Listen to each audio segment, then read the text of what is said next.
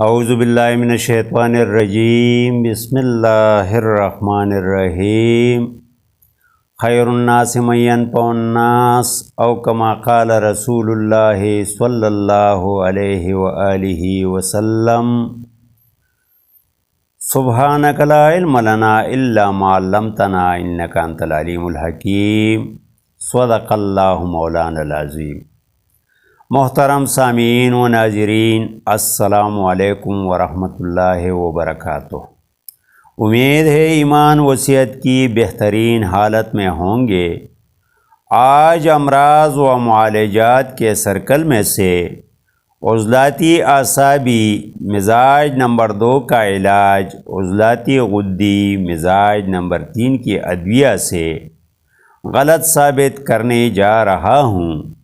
امید ہے آپ اعصابی غدی مزاج نمبر 6 اور اعصابی عضلاتی مزاج نمبر 1 کے غلط اور درست معالجات سن کر کسی مثبت نتیجے پر ضرور پہنچ گئے ہوں گے کہ طب صابر ملتانی رحمۃ اللہ علیہ کے اصول علاج کو کہاں تک اپنایا جا رہا ہے۔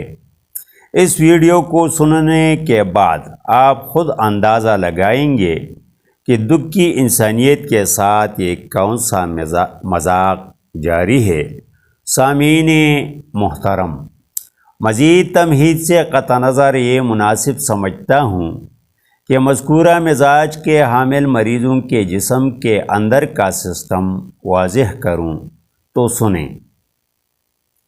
مذکورہ مزاج کے حامل مریضوں کے جسم کے اندر خشکی یا اندھیرا سیاہی بتدریج بڑھتی اور سردی بتدریج گھٹتی جا رہی ہوتی ہے، جس کی وجہ سے بتدریج مدارج مرض یعنی لذت، حبس، قبض، سوزش، ورم، ذوب پیدا ہوتے رہتے ہیں۔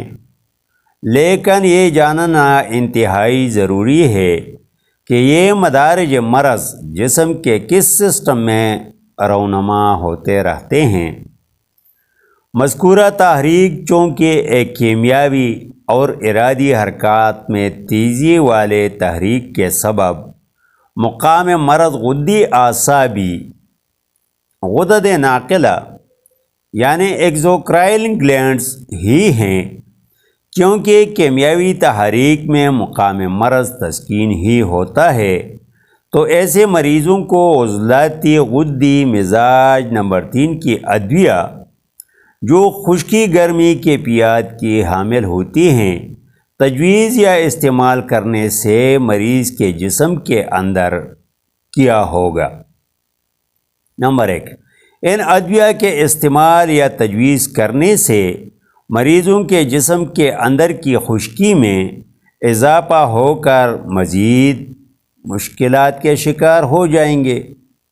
اگر اس مزاج کے حامل مریضوں کی پہلی خلط عضلاتی کو اندھیرا یا سیاہی بھی مان لی جائے تو اندھیرا یا سیاہی بڑھے گی، نہ کم ہوگی اور نہ بدلے گی، کیونکہ صابر ملتانی رحمۃ اللہ علیہ کے نزدیک علاج بالضد ہی سے ہوگا، تو کیا خشکی کی یا خشکی اندھیرا یا سیاہی کی ضد ہو سکتی ہے؟ اگر ہو سکتی ہے تو تحقیق کا دروازہ کھلا پڑا ہے، ثابت کریں۔ دوسری بات یہ کہ نقص غدی اعصابی یعنی غدد ناقلہ ایکزوکرائن گلینڈز میں تھی، جبکہ ان ادویہ سے متاثرہ سسٹم کو چھوڑ کر غیر ارادی حرکات کو چھیڑا گیا۔ لازمی امر ہے کہ مریض مزید مشکلات کے شکار ہو جائیں گے۔ تیسری بات یہ کہ صابر ملتانی رحمۃ اللہ علیہ کے نزدیک علاج بالضد میں پہلی خلط کو بدلنا چاہیے، جبکہ اس اصول علاج کے تحت مریض کے دونوں اخلاقات یا کیفیات کو چھیڑا گیا، اور وہ بھی بنیاد، کیونکہ مذکورہ مریضوں کی دوسری خلط یا خون میں کم ہونے والی خلط سردی مزاج نمبر 3 کے ادویہ کی دوسری خلط گرمی سے کیسے بڑھے گی؟ کبھی بھی نہیں، کیونکہ صابر ملتانی رحمۃ اللہ علیہ کے نزدیک کنیکٹیو ٹیشو خون میں کم ہونے والی خلط کو بڑھانے سے یقینی شفا ہوگی۔